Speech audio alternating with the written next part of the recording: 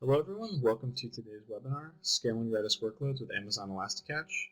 Before we get started, I have a few housekeeping items. On the right side of your screen, you will see a Q&A window.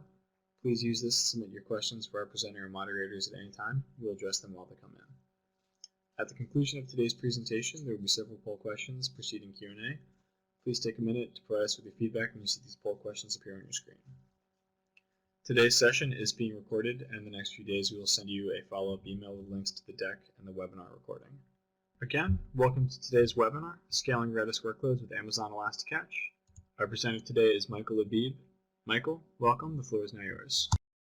Thank you, Ryan. Hello, everyone. My name is Michael Labib. I'm the Specialist Solutions Architect here at AWS. I'm very excited to be sharing with you some of the new features we announced with Amazon ElastiCache. Before we do, we'll do an overview of the service. Then we'll dive into online resharding. We'll take a look at the security posture of Amazon ElastiCache. We'll see the new features that we have related to encryption. We'll dive into some of the common usage patterns that our customers are using ElastiCache with. And then finally, we'll close with best practices for using the service. So just to kind of level set, Amazon ElastiCache is a high-performance, fully managed, zero administrative service, which means there's no administrative, no racking, stacking, patching associated with you managing the clusters. We support Redis, Memcached, and Redis is highly available. We'll talk about the different topologies that you can build a Redis cluster with. And finally, it's hardened by Amazon. And what that means is we spend a lot of time adding enhancements to the engines and just making sure that they meet the requirements for our customers. And they're really proven to run at scale. So a quick overview of Redis. So Redis is the most popular key value store today. And that comes for a variety of reasons. The first one is it's very feature rich. So there's a lot of different data structures that you can use Redis for. If you're a developer, a lot of these will be familiar to you. There's strings, lists, hash maps, sets, sorted sets. There's bitmaps, hyperlog logs. And a lot of the reasons why developers love Redis is because while it's very feature rich, syntactically it's very simple to use. I love the API with Redis. In addition, what's great about Redis is that it has HA, and what that really means is you have a primary or multiple primaries, which we'll talk about later, and you can fail over to a replica in the event that a primary fails. So this really allows you to power up those critical workloads with a fast in-memory data layer. Finally, Redis is open source, and with Amazon ElastiCache, we fully support the open source of the protocol. So it's a plug-in, drop-in replacement to the open source version. So some of the features and different deployment and monitoring services that we offer with Amazon ElastiCache. Some of these are familiar to you as you may have used them with other services. The first one is AWS CloudFormation. So you could use a template engine to build your Amazon ElastiCache cluster. You can define your environments. And what's great about this is it's infrastructure as code. So you can versionize how you want that topology to look like, how many replicas, how many shards, what node types. Save that somewhere, build it in another environment, delete that stack when you no longer need it. It's very easy and flexible to use. Also, the AWS CLI and SDK are fully supported where you can build your clusters, whether through the command line tool or with your applications, and you can modify that. And we'll talk a little bit later about where that becomes useful when being very proactive with respect to the behavior and the performance of your cluster. And then for those who don't really like a lot of excitement in their life, there's always the console where a couple clicks away and you can build a cluster and we'll do all the work for you. So behind the scenes, we're actually just executing those API calls. And then for monitoring, we have AWS CloudTrail. So all your service requests are being recorded. So any modification you make to the service or any one of those APIs, there'll be a log for that. AWS config is great for compliance, so you can sort of audit and make sure that the environments look in the manner that you would like them to be. And then Amazon CloudWatch is a great service that really complements Amazon ElastiCache in a lot of ways. So the first one is while we funnel up all the Redis info data, you're also able to be very proactive with respect to the status and the info of your cluster. So take, for example, there is some threshold that you want to be aware of. In addition to setting an alarm and getting a notification for that, you can do something about that. And we have an example later in this presentation on where that might make sense. So I mentioned earlier that we've done a lot of enhancements to the engine. These are just a few. So I'll start with the first one. What we've done is we've optimized a lot of the memory management with respect to Redis. More specifically, when you do a snapshot in the background, that could be memory intensive, where in your worst case scenario with open source Redis, your memory footprint may double. With Amazon ElastiCache, we sort of built a forkless process that really first starts with detecting how much available memory you have. And if you don't have enough memory, say you only had 25% available, we'll do a forkless backup, which really allows you to utilize more memory in your cluster. And then second of all, it's less disruptive because it's a more of a background job that we're executing there. Another feature is dynamic write throttling. So with open source Redis, if you're experiencing a lot of writes, heavy writes to a primary, and say the memory is low, there's a possibility that you're headed to failure. And then also your replicas may fall out of sync with your primary, and it may struggle with catching up. So one of the features that we would build here is if we detect that scenario where your replicas are unable to catch up, or there's just too much pressure happening to your primary, we'll throttle some of those requests. So in other words, we'll accept them, we'll just slow them down just a bit, just to make sure everything there is remains healthy. Finally, we built in smoother failovers. So prior to Redis 4, the way failovers worked with open source Redis is if your primary fails and one of your replicas was elected to be a new primary, all the other replicas, the data would flush, and then they would rehydrate from that newly elected primary. So that was an enhancement where we wanted to make that re-election and that rehydration process more efficient. So we never dropped all the data from the other replicas. We just made sure that they were in sync with that newly elected primary. So Redis has two topologies that we support. One is a vertically scaled, and the other is a horizontally scaled cluster. We'll start with the cluster mode disabled, that vertically scaled topology. Basically, you start with one primary, and that one primary is where all your data lives. So your entire key space from slot 0 to 16,383, they all live in that one space. And then your replicas have the exact copy of all the data that's in your primary. So what that means is your largest cluster size is the largest node size that is available. So in this case, it's the R4 16XL, 407 gigabytes. And the second topology is cluster mode enabled. And this is a partitioned topology where your key space is really sharded across a number of nodes. And these nodes are really shards, and a shard is made up of one primary and a replica. So what's great about this topology is number one, we'll give you a configuration endpoint. So your Redis cluster-aware client is really discovering the nodes and the topology behind the scenes. This kind of eliminates the DNS propagation and the added time it takes to do a failover.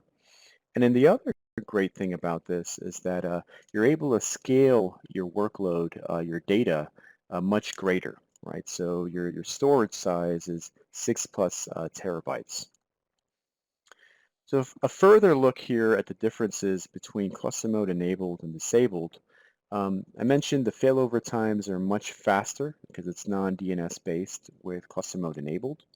The second thing is, as you partition data and as you divide that data up into shards, what's nice about that is you have less of a blast radius in the event of a failure.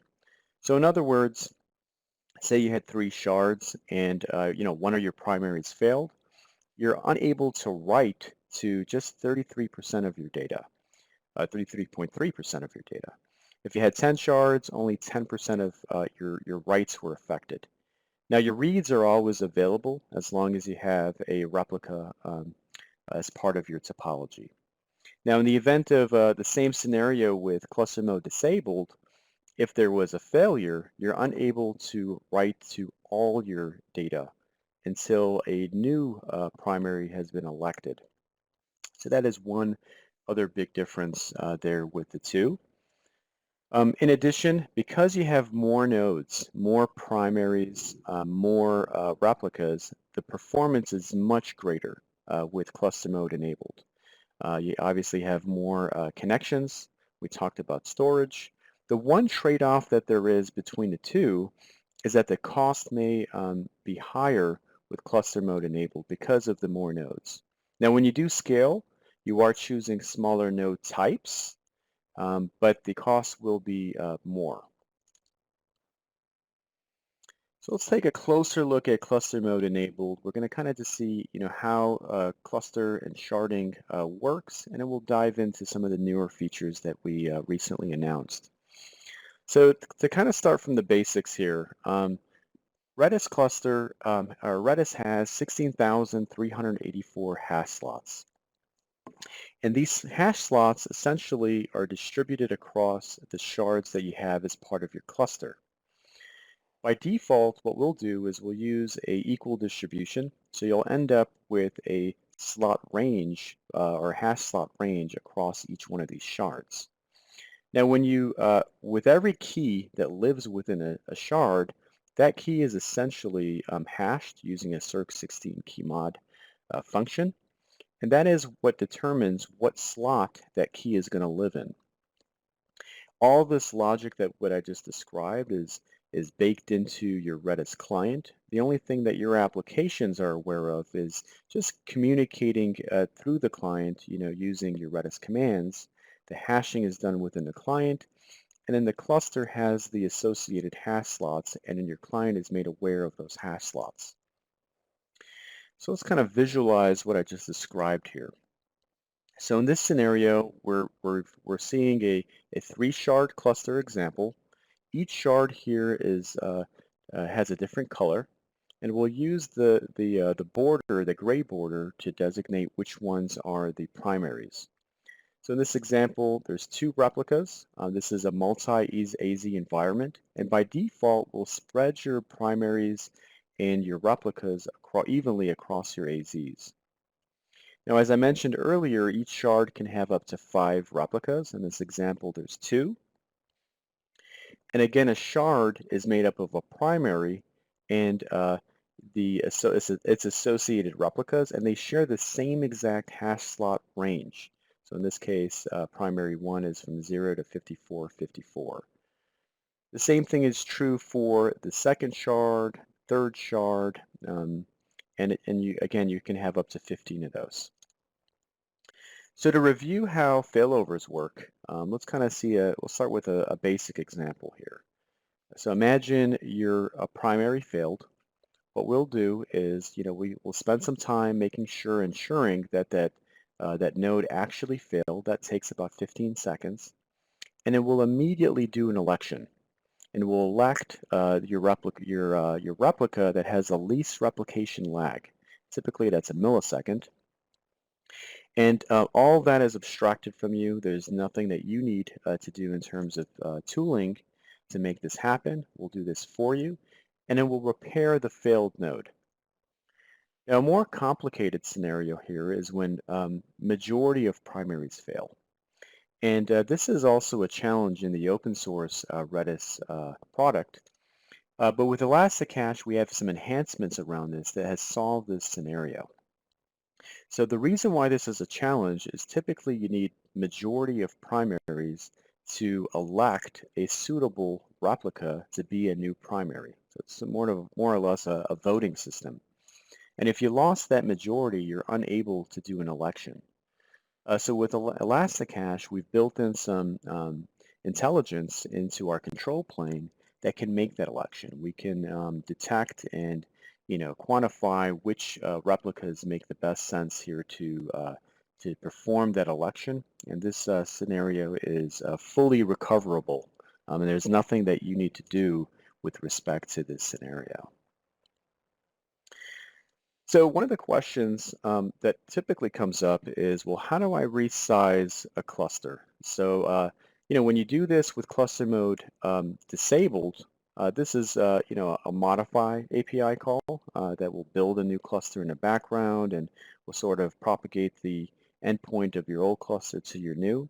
But with cluster mode enabled, there's a couple options here. The first option I'm going to describe is not ideal, and this option is using backup and restore. And the reason I'm going to describe this is sort of going to set some baseline with respect to the new feature that I'm going to describe afterward. So we'll just say this is the older way to do this would be to take a snapshot of your existing cluster, and after you take that snapshot, you're essentially hydrating a new cluster with that snapshot. So you're creating a new cluster, and then you're passing the RDB files that live in your S3 bucket and building this new cluster with it.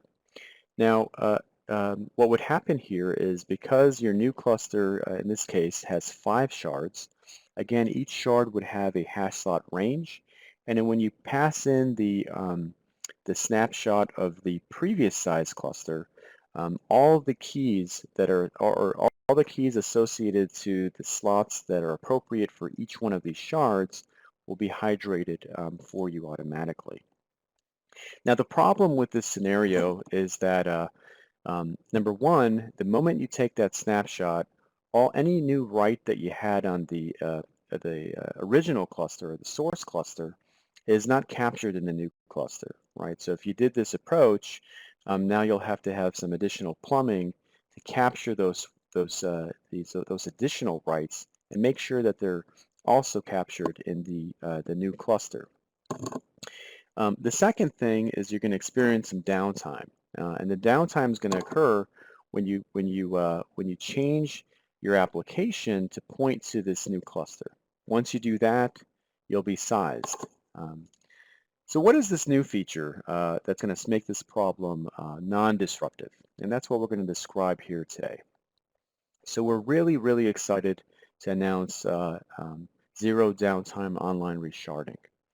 The way this works is, let's kind of go back to the example we described earlier. Imagine you have a 3-shard cluster, and now you want to make it 5. What this new API is going to allow you to do is it's a simple call where you pass your replication group ID, and you also pass and apply immediately a parameter if you wanted to effectively immediately take a fact. And then lastly, you pass in the new node group count. So in this case, where we want to scale it up to 5, where it was 3, and that's all you have to do. This API is incredibly intuitive to use, very simple to use. And if you wanted to scale in, it's the same API call, except you'll also pass the node IDs for the nodes that you want us to remove. And that's great for scaling in your cluster. And then behind the scenes, what we've done here is we sort of added a lot of enhancements to the resharding process for Redis. One of the big differences that we do is rather than migrating key by key from your source to your target, which really can lead to a lot of problems, we do slot by slot. And the first reason why we do this is number one, we want to prevent the split the split slot across shards scenario. If you split a slot across multiple shards, it may limit your the features and the commands that you can actually execute on your cluster. The second thing is it's harder to recover from in the event that there's a problem during that migration if you're doing that key by key migration. And it also has additional redirection, so it's not as performant as doing a slot by slot migration. So what we'll do here is we'll uniformly distribute your slots across the target shards, and your application will not experience any disruption. So you'll still be able to continuously read and write to your cluster, and then your client will constantly be made aware of the changes in the background to the cluster as the slots are being changed, and we're doing all this migration for you in the background. Now, similarly is scale-in. So scale-in is, we'll say an example that you decided you didn't need those additional shards. Maybe your traffic went down. Maybe your all of a sudden you had less memory that you were concerned about. The same exact scenario will uniformly distribute those slots for you, and there's nothing that you need to do, no disruption. The one caveat that I will say is there might be a slight performance hit that you might experience with online resharding, but at least there'll be no downtime. So how do you make that even more proactive, right? So the way you can do that is marry this with Amazon CloudWatch. Let's kind of visualize an example here. So let's say you set an alarm, and that alarm was measuring memory. And you wanted to shoot an SNS notification once that memory hit a threshold that you were concerned about. Well, what you would do is you consume that SNS notification within an AWS Lambda function, and then in that Lambda function, you'd execute that Re-Shard API. And what that API is going to do is, in the background, as we described earlier, it's going to add the additional shards and resize your cluster as needed. And then you're back to a healthy state. Now, the one thing I will advise is because, the online resharding process or the resharding process does take some time. So add a conservative threshold that makes sense for your workload, just to give time for the resharding to happen in the manner that you would like. So another kind of representation of how this can work. Imagine this is your workload, and you have a cache cluster right in front of your relational database, and everything is working great. And then all of a sudden, you're experiencing some heavy pressure. Now, this is actually a good thing. If you're a business owner, this is a great thing, right? Because this typically means you have more customers to your website. There's more. There's a greater probability of, generating revenue. If you're an infrastructure, or if you're the developer, right, this is a bad thing, right? All of a sudden, you're seeing memory utilization, CPU utilization, just increasing, and generally what you would do in this scenario is you would obviously scale your EC2 instances, and hopefully you'll have an auto scaling group set up to do that. But then for your backend database, there may be a temptation here to scale that, or you might want to scale your cluster in a disruptive, your cache cluster in a disruptive way. With online resharding, will very similar to how you can scale your EC2 instances, you'll be able to scale your cluster, right? So very similar to what we described, through that CloudWatch alarm is really issue that command and then continue to operate and use that cluster and then know that your cluster is being resized in the background. All right, now we'll move on to a new topic here where we'll visit how the security posture looks like with Amazon ElastiCache. So one of the things that I like to do is really start with a clean slate, and we'll assume that you have a VPC and that you want to use 3 AZs for your ElastiCache cluster. The first thing that you need to do is really define your cache subnet group. And what this is made up of the various subnets within each uh, availability zone that you're going to use to be part of your ElastiCache cluster. Once you do that, you're going to also create a security group just for ElastiCache. And then after you do that portion, you'll create your cluster. Your cluster will live and utilize that cache subnet group and its security group. And if you had a need to take an encrypted backup and you wanted security there, that was a new release that we recently announced with encryption at rest. And then similarly, you'll build an application. Your application will, have its own security group. And if you wanted that application to have access to the ElastiCache, you'd have to enable ingress traffic from your application security group to the Redis ElastiCache security group. And if you also had a need where you needed to encrypt the data between your applications and your ElastiCache cluster, that is now supported in ElastiCache version 3.2.6. In addition, we also recently announced support for Redis Auth. So if you had a need for token-based authentication, that is also supported. So just to recap here on the different features that we just announced here with encryption and compliance. So we have encryption in transit, encryption at rest, and all the certification and the renewal and the issuance of those certs, we're going to manage for you. This is a managed service, and there's nothing that you need to worry about with respect to that. Also, we are HIPAA, there's HIPAA eligibility now with ElastiCache for Redis, and it's included in the AWS BAA with Redis 3.2.6. All right, so now let's take a look at the common usage patterns that we have with Amazon ElastiCache. And these are really just, reviewing some of the different workloads that we see our customers from various verticals using ElastiCache with. So this kind of branches from anything from caching database queries to API responses to object caching. There's a lot of session management. There's a lot of ingestion of fast-moving data, whether it's streaming data, IoT data, social media data, tweets, things of that nature. And we certainly have customers who are using Redis as a standalone data store, maybe for metadata or data that they can recreate if needed. And then leaderboards is always, is always a popular among gaming companies.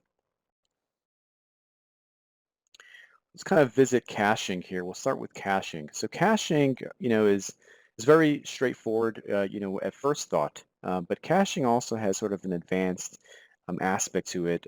If you think about, caching data from multiple data sources and bringing together an aggregate view of that data. So let me kind of give an example here. Imagine you had a customer data that lived in a variety of different data stores. So maybe you were capturing your customers' clickstream information, and maybe that data was in DynamoDB. And this includes what the customer is clicking, what the customer likes, things of that nature. And then maybe you also had, transactional information like what your customer is purchasing, the orders, things of that nature, stored in your relational database, Amazon RDS. And then similarly, the products that customer purchased, maybe you have the metadata, the images, some of the descriptions of those products stored in S3. What you could do is certainly cache each one of these backend data stores. And or what you can do is you can bring and automate, that correlated data into one view. So imagine you had a customer view stored in Redis. Maybe you're using like a hash map. The key for that hash is that customer ID, and then the entries or the properties of that customer hash map came from a variety of different data sources. So this gives you one sort of, aggregate view and a single entry into that customer, and it's all cached information. And caching really, just to kind of emphasize, it really is across all sorts of data sources. including file systems. But I wanted to mention that we have a lot of customers who are placing Redis along with Elasticsearch or Cassandra, MongoDB. It really doesn't matter.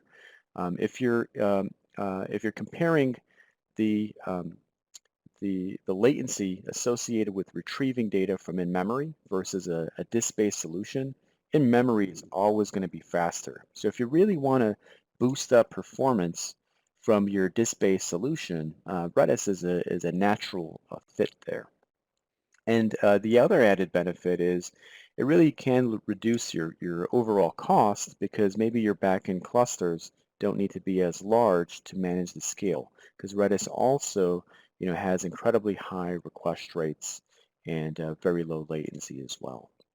And then furthermore, you have a lot of different ways that you can cache data. So whether you're caching and serializing the database objects that you're receiving from that backend data store, or whether you're converting and parsing the data that you retrieved and storing that data into a Redis data structure, a lot of those decisions really stem upon how you're using the data and what advantages and sort of constraints you're dealing with respect to your application. Another interesting use case is in augmenting your streaming data process with Redis. And so with Amazon ElastiCache, you don't pay for request or throughput. Because it's incredibly fast, because Redis is incredibly fast, one of the ways that people use Redis in a streaming workload is, say for example, you're receiving data from a Kinesis stream. What you can do in an AWS Lambda function is pull records off that stream, and maybe you want to look for some useful information from that data that's located on that stream. Maybe it's user data. And you want to check to see if that user already has some activity that you've previously stored in Redis. So you can very quickly check against, make a query against Redis, and then augment that stream with interesting information. Maybe you want to append previous clicks. Maybe you want to append other useful information about that user, and then push that information into a new and cleansed stream for later processing or additional analytics. Other use cases might be maybe as you're receiving data, you might want to dedupe some of that information, or maybe if you see something interesting, you might want to publish and notify subscribers of that data using Redis PubSub. And as we're talking about streaming data, Redis is really finding itself in the grand scheme of big data architectures. So if you take a second and sort of look at the different ways you can collect information and process information, there's a lot of different tools that are building connectors that directly write to Redis, including Spark, Kafka, and Storm. And so what you can do is as you're processing information in your big data workflow, you can store that information into Redis as well as S3. Now the differences here is Amazon S3 will be your big data lake. This is going to be where all your data is going to be, your raw data, where your core analytics is going to be. What Amazon ElastiCache can serve is really your fast data layer. So if you think about your data platform, having a fast data layer for very quick, incredibly fast access, maybe containing all that active and transient and data that you want to work with, is something that a lot of organizations are sort of building against. And then once you have those data stores, you can certainly analyze through a variety of different tools. You can check against your active data. You can also join that information with your historical data. There's a variety of different things that you can do. So IoT is another interesting workload where Redis is finding a place with. So what we're seeing is we have a lot of organizations who are building IoT solutions on AWS, many of which are using the AWS IoT service. And some of which, they'll start with building their applications, and they'll want to build a very cost-effective and fast solution that really captures maybe all their sensor information. Um, and they'll take a look at Redis, and Redis makes a lot of sense here. So the way they'll architect this is they'll publish their messages using the AWS IoT service. They'll trigger a rules engine rule that will trigger a Lambda function.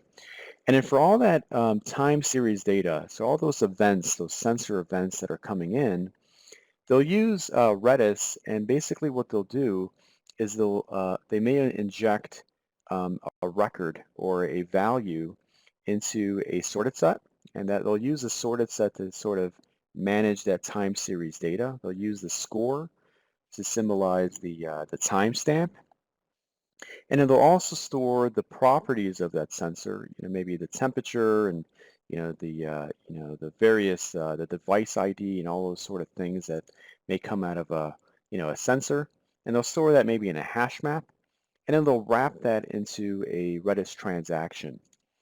And then, for all that historical and raw data, they may also store that information into S3 via Kinesis Firehose in that same Lambda function. So this is just one of the ways that people are architecting IoT solutions using Amazon ElastiCache. Obviously, there's a variety of different services and tools that you can use as well. Mobile apps is taking a lot of usage with Redis Geospatial these days, and including all the other features that Redis provides. But Geospatial itself is becoming very, very popular among mobile applications and mobile developers. And the reason is because for a few tenets. One is Redis is incredibly fast. It's cost effective with respect to requests and managing scale.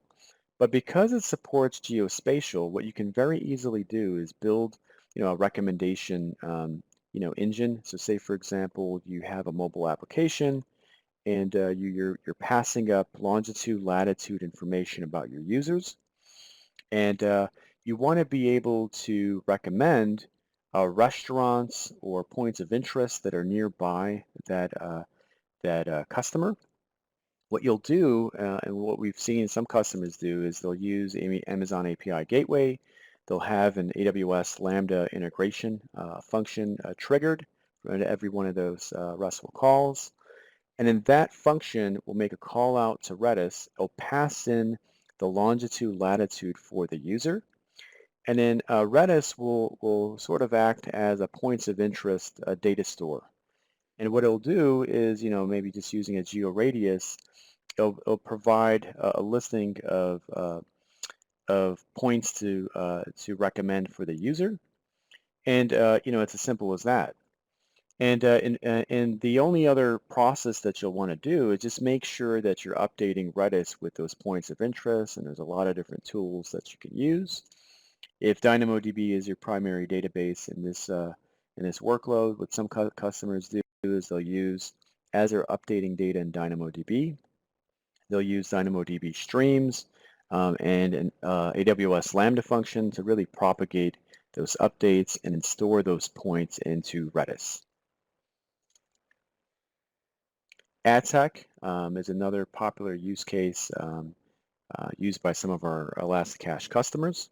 And so with ad tech, just a quick sort of overview, ad tech is a really interesting workload.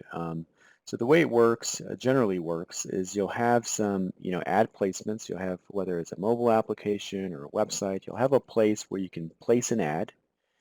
And then you'll essentially have ad publishers uh, who are capturing activity about users who are maybe on the site or on the mobile application. And then they'll pass in the ad slot as well as that activity that they're seeing into an ad network. And then there's bidders on the other side of that ad network. And what those bidders are doing is they have to very quickly decide if it's worthwhile for them to bid on that ad slot. And they have to make that decision in less than 40 milliseconds. So that's an incredibly fast, operation if you consider the entire workflow. And so Redis is very popular here because you want to lower as fast as possible that response time to your backend database. But what also makes Redis interesting is that there's a lot of interesting and very powerful data structures like a set, for example, that allows you to do intersection, join, union, sort of Venn diagram-like capabilities that make it very easy to sort of very quickly do some operations and execute some logic to make sense whether or not this is a good user. Maybe you had previous information about that user stored in a set, or that information about that user's ID in a set, and you wanted to compare to see if this new information is in that set. Redis makes a lot of sense. So this workload is very popular here for ElastiCache. So ElastiCache is also very popular among chat applications. So we see this quite a bit in a variety of different workloads. One workload could be you're on a website and all of a sudden you're shopping a product and then there's a that pop-up chat box. We have some organizations who are building chat applications in a very similar way and leveraging ElastiCache Redis for that use case. And then also some gaming companies are actually using chat applications, building chat applications in the game and actually leveraging Redis for that as well. So imagine you're in a game and there's multiple people in a campaign. Maybe you're playing with other people, across the globe. And as you're communicating or chatting with, those fellow players, that communication is also leveraging Redis in the background, specifically pub/sub capabilities of Redis. Yeah, definitely a popular use case, including notification systems using pub/sub as well. So as we're talking about gaming, leaderboards is by far probably the most popular use case with gaming companies. So what they'll do and why they like Redis for this is they'll leverage a sorted set, and essentially what they'll do is like the sorted set will manage the ranking for their players, and the score would be the actual score of the player, or maybe the rank of that player in that particular game. And then the value would be whether that's the player's user ID or maybe metadata for that user. And if they really want to quickly rank that information or find out the specific score for a specific player, Redis makes this incredibly easy to do using a Redis sorted set. Rate limiting, also popular among organizations. And so the way they'll use this is, say, for example, you're an application and you're building, or you're a company and you're building a variety of APIs.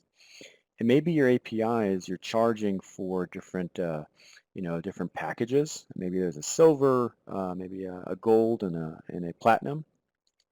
And if for the silver, maybe you're only allowing, I don't know, 1,000 requests per second. Maybe, the gold, maybe it's 10,000, platinum, maybe 50,000, something of that nature.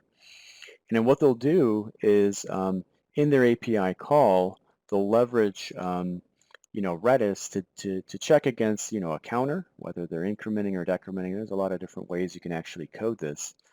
And then they use Redis because it's incredibly fast, so the overhead on that API call will be very small.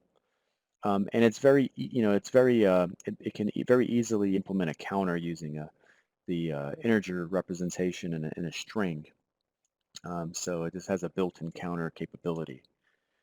So let's move on now to best practices using Amazon ElastiCache. So the first best practice that we're really going to talk about is really sizing your cluster. And there's a few tenets that you want to be made aware of when you're sizing your cluster, especially, if this is a new cluster that you're going to be handing over to your application developers that they can use for a specific application.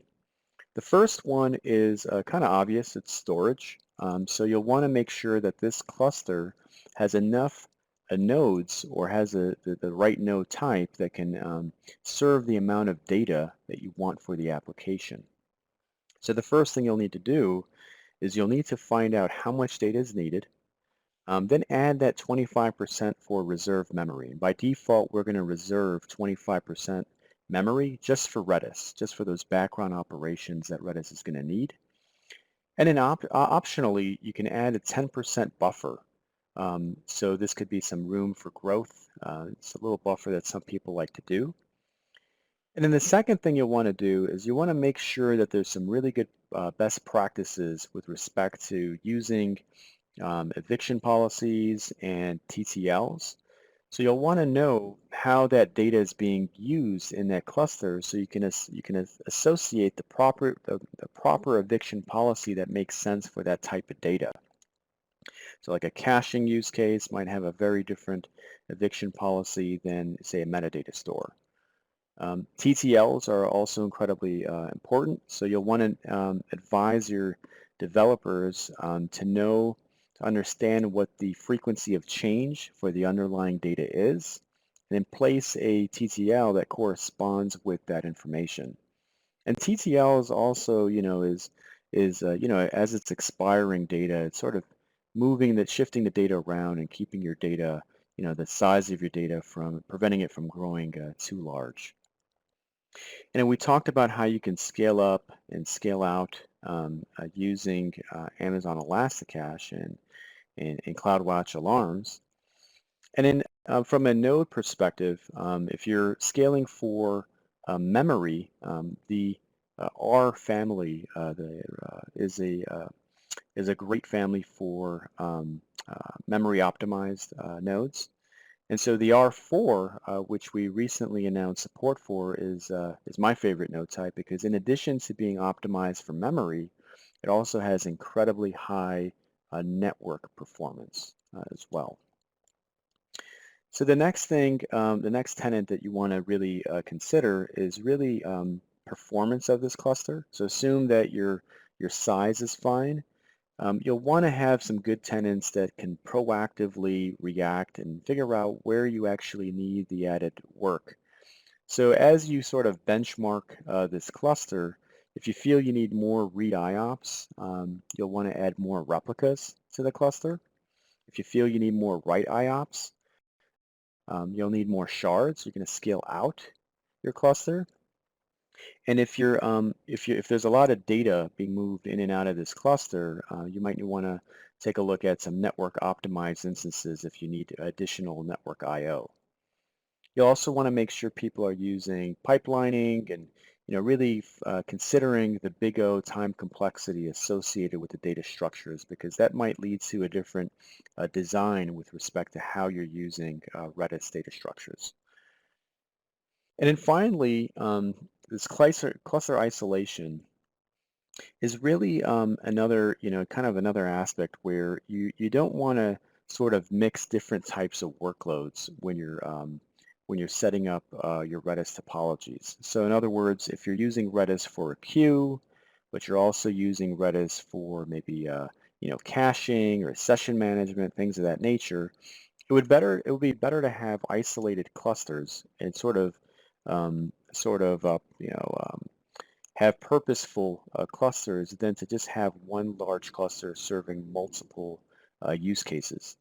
And the reason is because you can better tune those clusters through those parameters, and also your blast radius will not affect different types of workloads, and also the performance of those clusters will behave better, so you're not blocking on each other's, on different types of operations.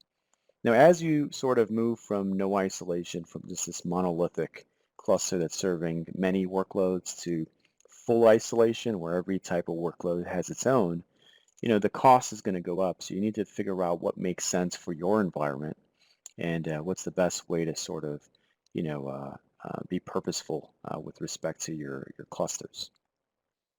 Now, I mentioned bench testing your environment. I always recommend this. In fact, when I build a cluster, part of my CloudFormation template always has an EC2 instance that's also building a Redis, installing the Redis CLI, and also has that, kind of baked into some user data. And I'll always perform, benchmarking performance on the cluster just to see how this cluster is behaving with respect to, specific requirements. And this is kind of a good gauge, a good idea to let you know how you're doing. You can certainly bench test your applications, whether you're using, Apache JMeter and other tools that you can do, load test your application in various other ways. This is kind of a quick and easy and effective way that you can use using Redis Benchmark tool. So I mentioned max memory eviction policies very briefly earlier. I'll kind of revisit that now. So this is important. So when you're building a cluster, as part of your parameters that you can pass is one of which is a max memory policy. And why this is important is because this is essentially what's going to happen when you overfill memory. So in other words, Redis is actually being sort of considerate to you, right? It's telling you, like, if you overfill me with memory, I'm going to do something, and I'm going to get rid of some of your keys. But what I'm going to do is I'm going to let you at least tell me which keys you want me to get rid of. And you tell it by choosing an algorithm that essentially is going to decide, what keys it should start evicting. And so you have a variety of different algorithms to choose from.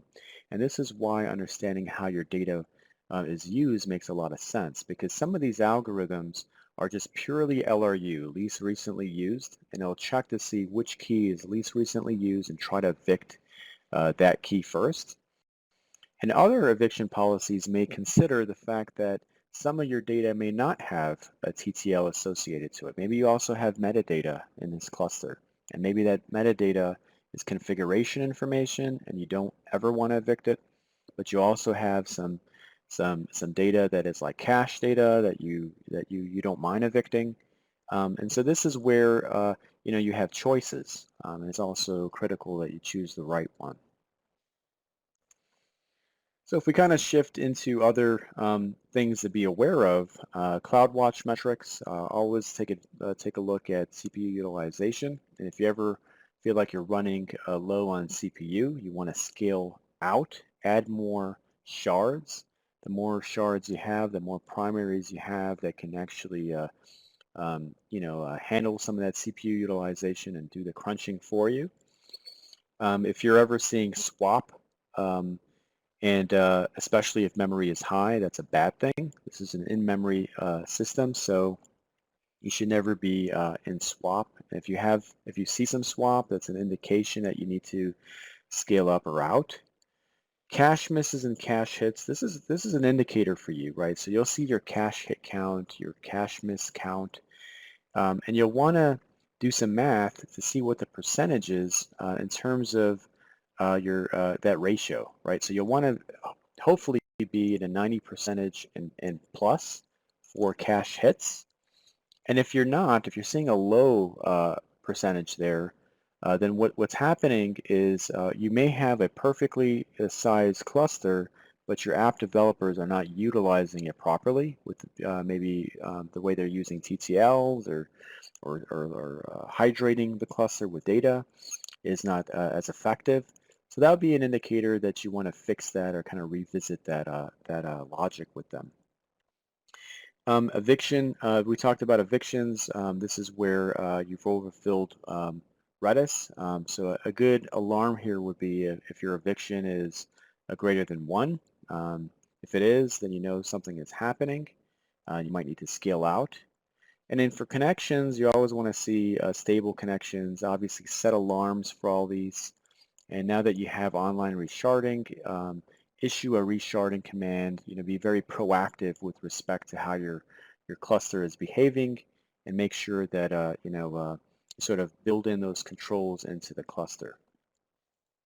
Other modifiable parameters with respect to connections, you have a timeout, TCP keep alive that can essentially kill idle and dead peer connections. You also have reserve memory. By default, we'll set 25% reserve memory aside for Redis. That is recommended. We talked already about max memory policy. So finally, we'll review some caching tips.